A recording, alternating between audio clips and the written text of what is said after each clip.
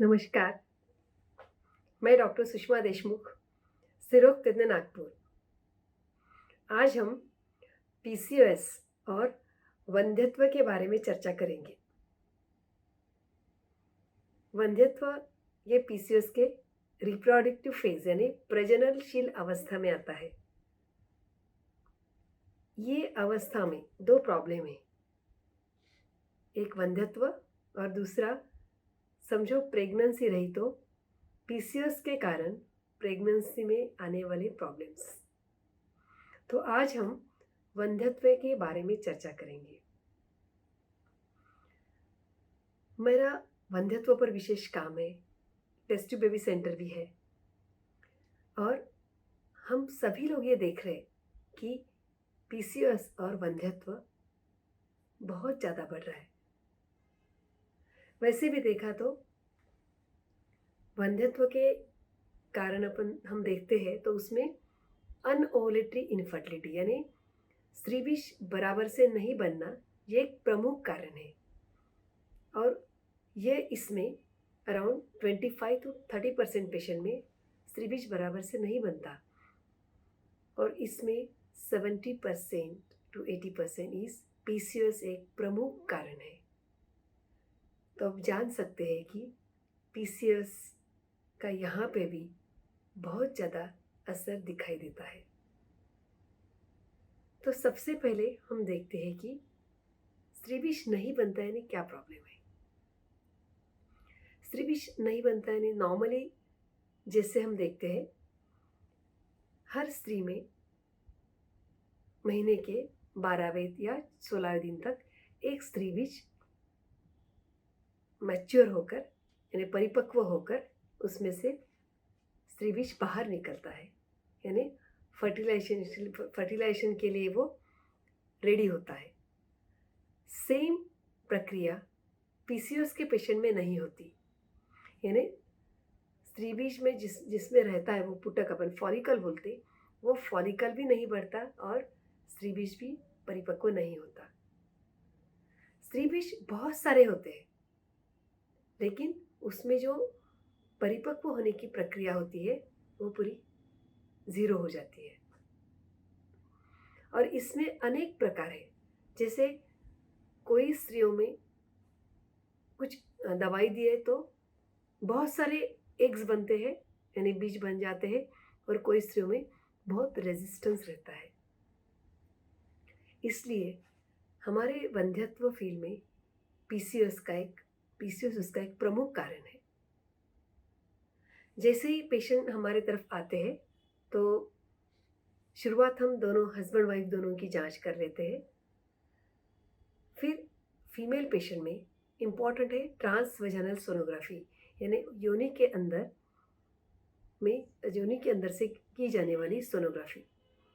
उससे हमें एग्जैक्ट जानकारी मिलती है कि पीसीओएस के टिपिकल फीचर्स रहते हैं ओवरीज के यानी बहुत सारे मल्टीपल फॉलिकल्स, तो we can diagnose it as a polycystic ovarian syndrome. और उसके साथ में टिपिकली उसके इसमें प्रॉब्लम्स रहते कि पीरियड्स इरेगुलर रहना यानी 1.5 महीने से 2 महीने से नहीं आना, कोई पेशेंट में तो 5-5 6-6 महीने नहीं आते।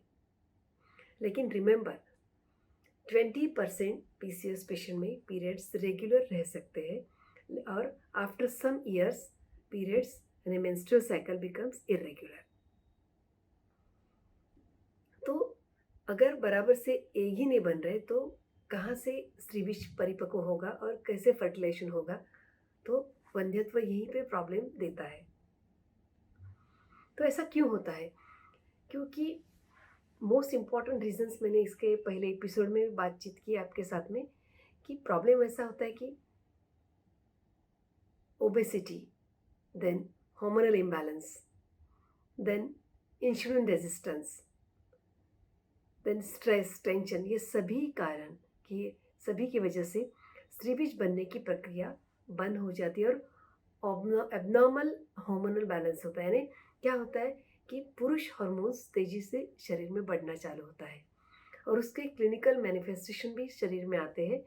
जैसे मैंने पहले बोला कि हिर्सुटिज्म यानी शरीर पर बाल आना यानी चिन के ऊपर बाल आना, देन नेक के ऊपर कालापन आ जाना, ये सभी मैनिफेस्टेशन आ जाते हैं।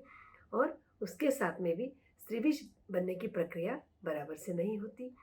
कोई कभी कभी स्त्रीबीज ही नहीं बनता, कभी स्त्रीबीज बन गया तो परिपक्व नहीं होता। ये सभी प्रॉब्लम्स आते हैं और एक एक चक्र विशियस साइकिल तैयार हो जाता है। और इसमें फिर और ज़्यादा उसके उपचार करना और ज़्यादा प्रॉब्लमेटिक हो जाता है।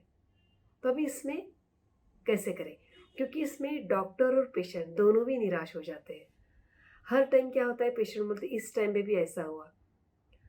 तो हमें इसमें बहुत काउंसलिंग करना पड़ता है पेशेंट की, कि देखो नॉर्मली भी जैसे बराबर से स्त्री विच्छेदन पेशेंट में बनता है, उसमें भी इमीडिएटली कंसेप्शन नहीं मिलता है और आपके उसमें ये प्रक्रिया ही बराबर से नहीं हो रही है। यानी स्त्री बीज नहीं बन रहे, और जब बन रहे तो डोंट एक्सपेक्ट कि इमीडिएटली रहेंगे, प्रेगनेंसी रहेगी। तो इस बात से पहले काउंसलिंग करना बहुत ज़रूरी है। साथ में लाइफस्टाइल मॉडिफिकेशंस और दूसरे मेडिकेशन, जैसे इंसुलिन रेजिस्टेंस है तो हम उस हिसाब से मेडिसिन देते थे। यानी 3 इस पर हमारी ट्रीटमेंट के उपचार चालू हो जाते। 1 is a lifestyle management which is most important. जैसे ओबेसिटी, अगर 5-10 किलो भी वेट कम होता है तो सडनली प्रेगनेंसी का चांस बढ़ जाता है। स्पॉन्टेनियस ओव्यूलेशन यानी स्त्रीबीज बनना चालू हो जाता है बराबर से। दूसरा है इंसुलिन रेजिस्टेंस के उपचार, जिसमें वो करेक्शन हो जाता है थोड़ा। और तीसरा ओव्यूलेशन इंडक्शन, जिसमें हम पीरियड के दूसरे दिन से कुछ स्त्रीबीज बनने की दवाई यानी प्रॉपर बढ़ने की दवाई दे देते हैं। लेकिन इसमें भी पेशेंस रहना बहुत ज़रूरी है, क्योंकि हर बार वो बनेगा ऐसा नहीं। हर पीसीओएस पेशेंट डिफरेंटली बिहेव करता है। सभी पेशेंट जैसे दिया तो ऐसा सेम रिस्पॉन्स देंगे, ऐसा नहीं है। जैसे मैंने पहले ही बोला, कोई पेशेंट्स मेडिसिन दिया यानी मिनिमल डोज दिया तो भी सडन 4-5 एग बन जाते हैं, which is not expected. Normal patient में 1 या 2 एग बनेंगे, लेकिन पीसीओएस पेशेंट में सडनली 4-5 एग बनेंगे, वो भी पेशेंट के लिए हानिकारक हो सकते हैं।